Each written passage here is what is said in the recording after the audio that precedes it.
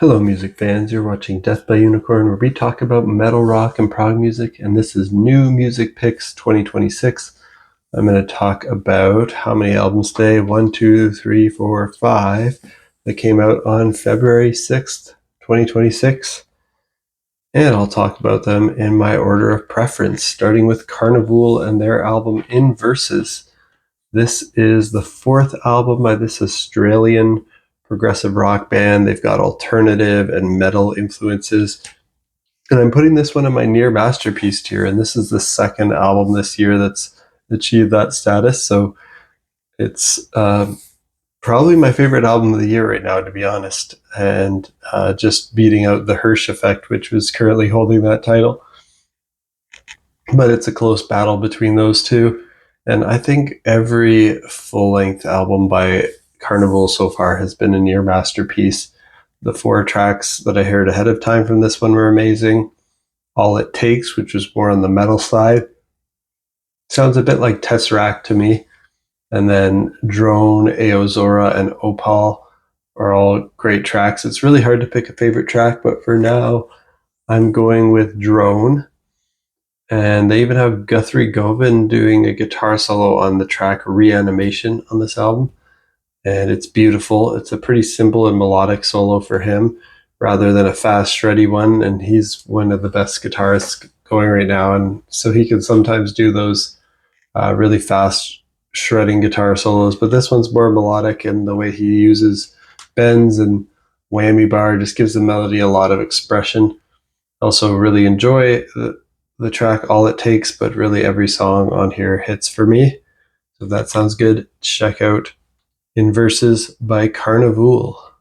It's been a long wait since their last album, so really glad to have them back making new music again. Next up is Big Big Train with their album Woodcut, the 16th album by this band from the UK. They're a progressive rock band as well, and I'm putting this one in my excellent tier. I love this band, and pretty much all their albums are excellent. They've been very consistent in quality over their career. They make beautiful, emotional singer-songwriter kind of songs that have those moments, great chord progressions, melodies, arrangements with horns and violins on top of a normal rock band setup, but then they also have some cool progressive interludes, great solos, complexity. This band's a lot more about atmosphere and beautiful vibes, though, rather than showmanship, though they do have chops and they can show them from time to time. This is their second album since the passing of their frontman, David Longdon, so it features their new lead vocalist, Alberto Bravin, and several other members of the band also step up and provide vocal duties on certain tracks and certain moments. So you got a mix of different lead vocalists on the album. And it's a concept album. Alberto Bravin is the main vocalist for most of the time. He's the primary. But yeah, the fact that it's a concept album really gives it a bit of an extra charm. I believe the concept is about an artist who does his art through woodworking. And I didn't really dive into every bit of the story, but I'll want to dive into it more as I listen to it more. My favorite track currently is called The Artist.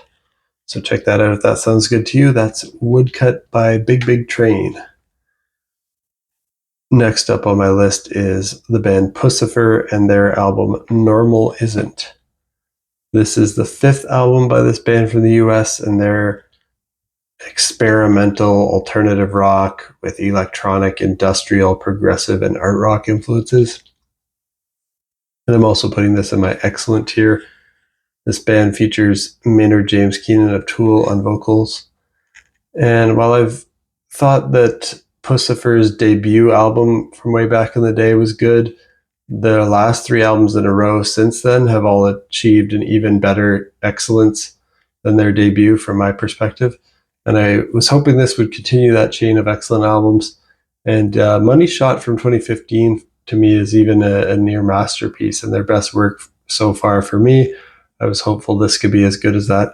I can safely say they put out another excellent release, though I don't think it quite reaches the heights of Money Shot for me. The singles they put out ahead of time were all great. The Algorithm Self-Evident, Pendulum, and Impedo Us. And it's hard to pick a favorite track, but for now I'm going to go with Self-Evident. Next up, I have Tigran Hamasyan with his album Manifeste, the 12th album by this Armenian jazz fusion piano player. It's mostly instrumental jazz fusion. It's got some progressive rock, classical, djent, electronic, ambient, and Armenian folk influences. So quite the blend of styles here. And I'm putting this in my excellent tier as well. I love Tigran Hamasyan's last album, and I really should go back and check out the rest of his back catalog. And this one continues the excellence of his previous one. For me, he's now up there with some of the greats on keyboards like Jordan Rudess and Rick Wakeman as my favorite and best solo piano players out there ever. And while this album is mostly instrumental, it does have the odd female vocal and male vocal here. When there are vocals, they often provide more of these background harmonies and layers rather than being in the spotlight. That's why I say this is kind of mostly instrumental. It's not exactly an instrumental album, but I think it would appeal to fans of instrumental music when there are vocals, they often provide that, background harmony and layers rather than being the spotlight.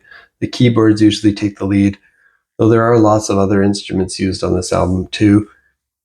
So if you want to hear this weird blend of jazz, prog, folk, classical, electronic with rhythms that would not be out of place on a Meshuggah album, then this is for you. Check out the track Wartime Poem for a preview of this album.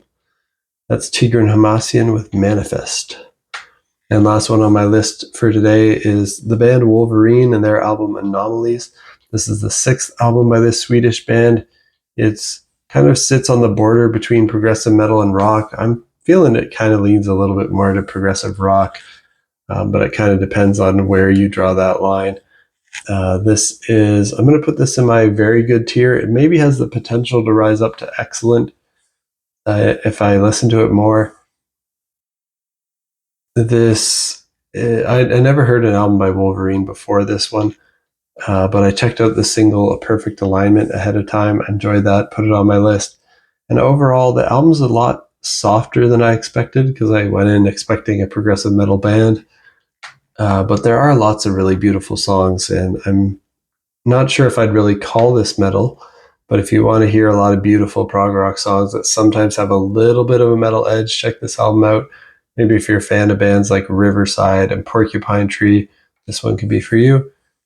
If that sounds good to you, check out Anomalies by Wolverine. That's it for my first impressions on these 5 new albums that came out on February 6, 2026. What do you think of these albums? Let me know down in the comments. And did anything else come out recently that you think I might enjoy? Also let me know.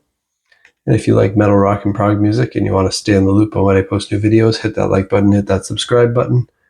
I post my first impressions of new stuff that comes out every week. And in my next episode in this series, I'll be talking about new music from Converge, Elise Tro, and Mumford & Sons. So stay tuned for that, and peace out.